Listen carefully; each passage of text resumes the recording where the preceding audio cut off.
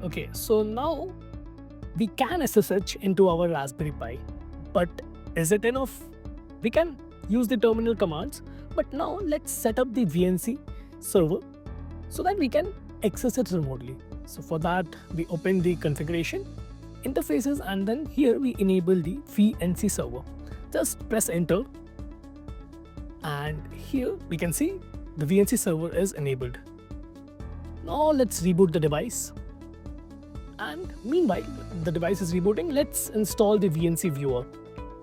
Just go to the first link and download it according to your operating system.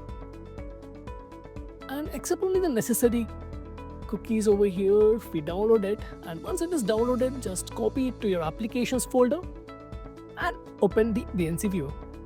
Now the Raspberry Pi is rebooted. Just type in the IP address that we noted earlier. So that is 192.168.0.199 in our case.